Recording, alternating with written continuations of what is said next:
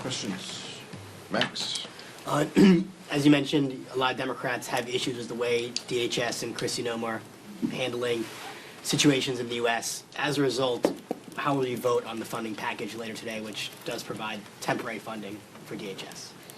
I think we'll have members on, some members will vote yes and some members will vote no. This has been a topic of discussion that we've had that you guys have reported on over the weekend. We had emergency caucus meetings where we were hearing from members. We understand the perspectives that our members bring to the table. Some of the appropriators feel like they need to support this deal. Other members feel deeply concerned that even 2 weeks of ICE continued funding is, in a sense, blessing what they have done and what they will continue to do, terrorizing our communities.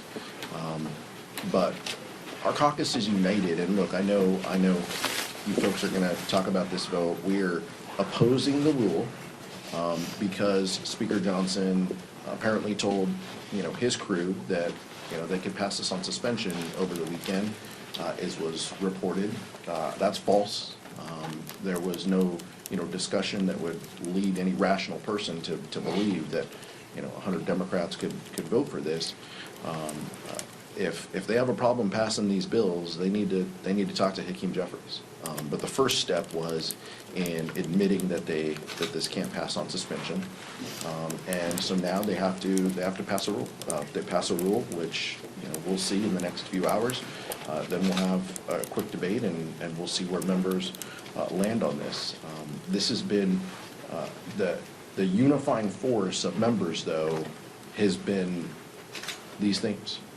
Has been Kristi Noem is the head of this agency that is seemingly lawless and doesn't care about the First, Second, Fourth, or 10th Amendment, and she's got to go.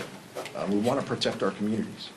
We've said that from the very first press conference that the vice chair and I did last year after the president pardoned violent criminals.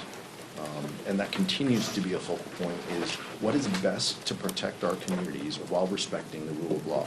And what we know is that Kristi Noem doesn't believe in this. They're willing to let Stephen Miller make policy over there. And I think what members were also showed is 59% of Fox, this is a Fox poll, 59% said ICE was too aggressive.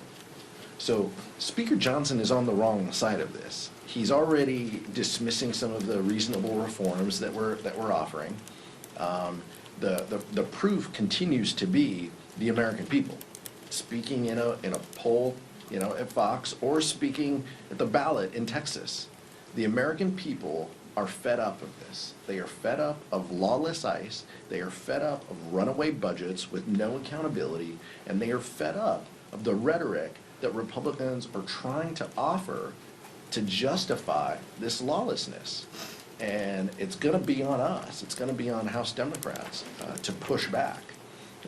And we will push back now. We will push back in February, and we will push back all the way through November until we get an opportunity to change the temperature in this place. A few weeks ago, I went to Minneapolis, St. Paul, and met with nonprofit groups and local law enforcement. We did a Democratic field hearing, and their stories of abuse are horrific. You have Trump's ICE completely being out of control. We also know that the public pressure is working. The Trump administration is starting to backtrack. They removed Border Patrol Commander-at-Large Greg Bovino from Minnesota.